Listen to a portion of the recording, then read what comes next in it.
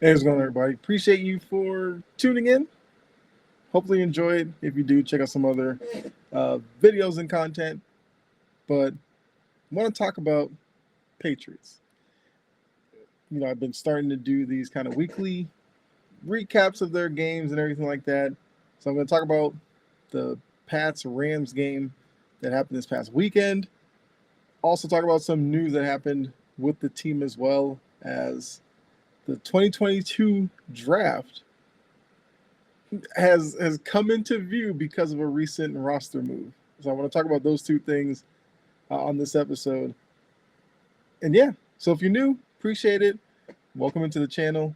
Uh, feel free to follow, subscribe. Greatly appreciate it. But yeah, so before we talk about Pats Rams, got to talk about the fact that the Patriots released Tyquan Thornton, the speedy wide receiver that they took in the second round, I want to say, in the 2022 draft. And now with his release, that draft has been whittled down to two guys that are still on the roster. One being Cole Strange, the oft injured, was a left guard they took out of Chattanooga in the first round that everybody was just astonished by that draft pick. He's still on the team. He's injured still, but I believe there's some talk of him returning soon, possibly at a new position. I think there's some talk about maybe trying him out at center. As you know, David Andrews is hurt. David Andrews is also getting up there in age. So you kind of have to think about that position going forward beyond Andrews. As look, when it comes to linemen, you never really know with them, but especially with David Andrews, who's starting to get hurt a bit more. You got to think the end is near for him. But look, this is a team with a wide receiver group that is not widely heralded around the league. And Tyquan Thornton couldn't make it. I believe he's signed on with the Chiefs, which Patriots fans, if he goes to Kansas City and balls out or whatever, don't like look into that. He needed to change the scenery. I think the team just needed to move on. Like both parties, just let him be. I don't need to see every week like if he goes out there and has some, six catch, 70-yard type of game in Kansas City. I don't need Patriots fans talking about, look, that's what the Patriots could have had. Didn't happen here, whatever reason. Cut bait, move on. That's all I want to say. But I think the bigger issue is that with Thornton gone, that draft down to just two players, and Strange and Marcus Jones is the other guy who's a kind of gadget guy in offense, which I'll get into when I talk about the Patriots and the Rams game. And he's also he is a secondary guy. I feel like the team's trying to figure out is if he's a reliable slot corner, is he just a depth corner, is he just going to be like a specialist, like kick returns and like some gadget plays on offense. Like I think he can be a player. So I'm not like saying like he needs to be the next one to go or anything like that. But it's just like looking at that draft, looking at kind of the way Belichick's tenure ended in New England, that draft right there, it's pretty damning. Because you figure you take these guys in 2022, we're into 2024. The expectation would be that guys from that draft contributing, at least having a role. And the fact that the only one who really has somewhat of a role is Marcus Jones speaks to why the team is where they are right now. Got to be real. And, there's some other guys in that draft. Well, Bailey Zappi was in that draft. We know how the Bailey Zappi time in New England, came and went. You had Jack Jones, which seemingly looked like it was going to be a good pick, but some off the field stuff led to him and New England needed to separate. He's out the Raiders, I believe, still. But yeah, there's like other guys like Andrew Stuber and some other picks that just never did anything. That right there, because with Jerome Mayo, it seems like every time they lose, people are like, oh, don't you want to have Belichick back? A draft like 2022, I don't know. So I just want to bring my thoughts on Tyquan Thornton. I wanted him to work.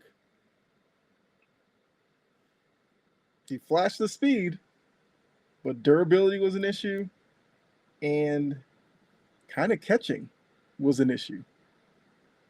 So all the best to Tyquan Thornton. If it works out in Kansas City, good. But yeah, I feel like this was necessary. You'll probably expect to see the Patriots do some more of this with some recent draft picks that just aren't working.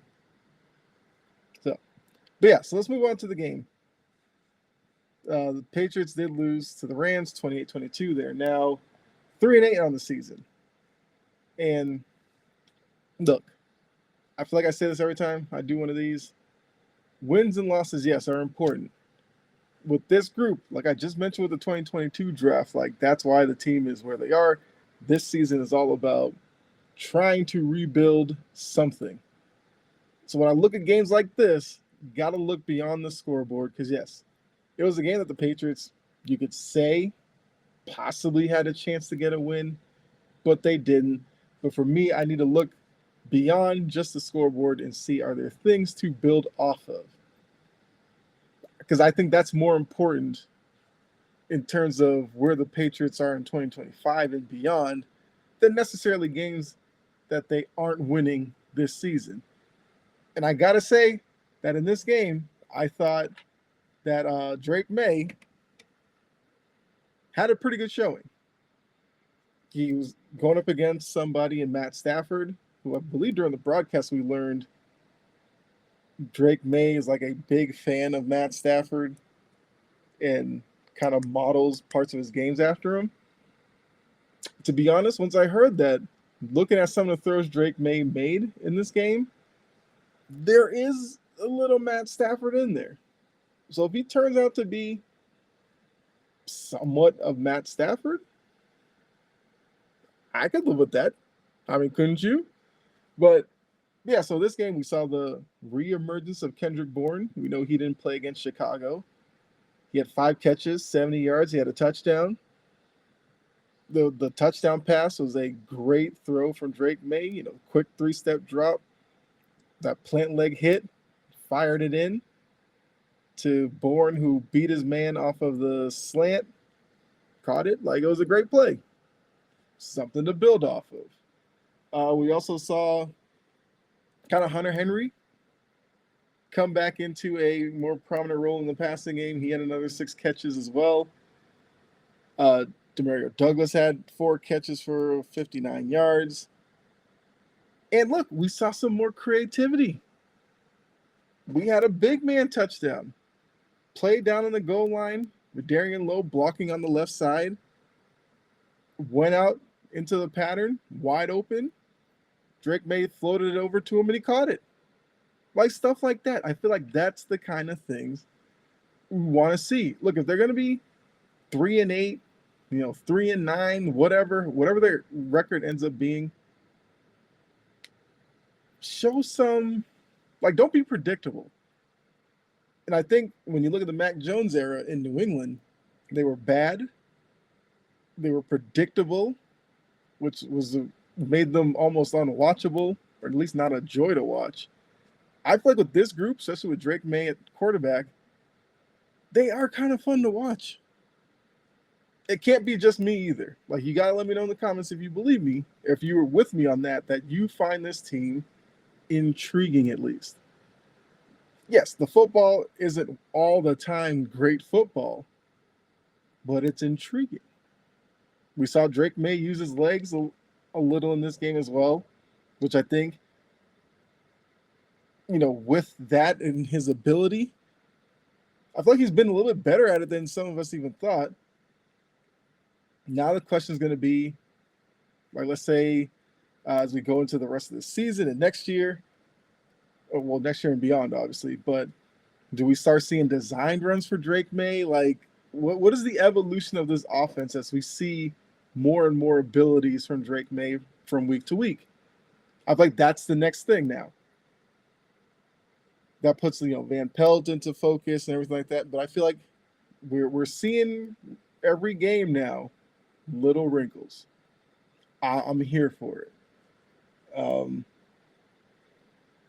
Yeah, so Drake May was 29 of 39, 282. He had a touchdown. He did have a pick. There was also a strip sack fumble. So not all good. There were some bad in there. But I think in the grand scheme of things, it was another step in Drake May's development, and that's what 2024 is supposed to be about. Develop Drake May, figure out from this wide receiver group which young guys you can move forward with. I think we already know about Demario Douglas. I think Kayshon Boutte, who had 4 catches as well, only 33 yards, but I feel like he's somebody who's kind of developing himself into a piece that you keep around in this wide receiver group. Hunter Henry, we kind of knew what he was as a tight end. I feel like Austin Hooper is becoming more and more a part of that passing game amongst the tight ends as well. So there's things. Now, how many more wins does that equate to this season? I don't know. Remember, they were predicted to only win 4 games. Like, let's be real. Season's about development, talent evaluation. So, grand scheme of things, in a game like this, you went toe-to-toe with Matt Stafford. Well, let's look. The Rams have been up and down this year, but against the Patriots, this was like vintage Matt Stafford. They couldn't get to him because he was getting the ball out of his hands quickly. Doesn't hurt that you have Cooper Kupp and Puka Nacua to throw to. Like, okay. So it was going to be a tough matchup for New England, and I thought, all things considered, they held up pretty well. Were there some things that were lacking? Of course, because not a great team. There were some drops in there. Jaheim Bell, who I think it might have been the third quarter, slant throw to him, tight coverage, but it's a play you feel like he probably should have caught, but it turned into a drop. Kayshon Boutte had a drop over the middle as well. So that part, the drops haven't completely gone away, but in this game, not like it deterred Drake May in any way. He still put in a good shift of work. So, yes, the Patriots are now 3-8.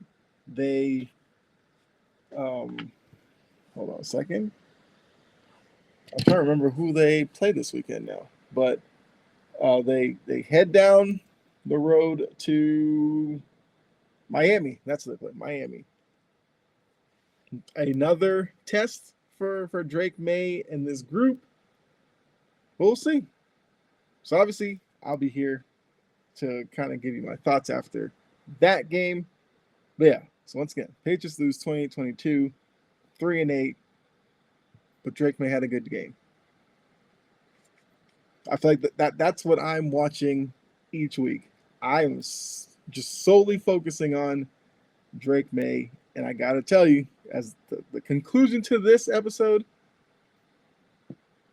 he's exciting to watch. So I will take wherever this season goes, as long as he keeps putting in performances like this. But you let me know what you thought about the game. I guess, what did you enjoy about it? What would you feel was concerning from the game? Let me know in the comments.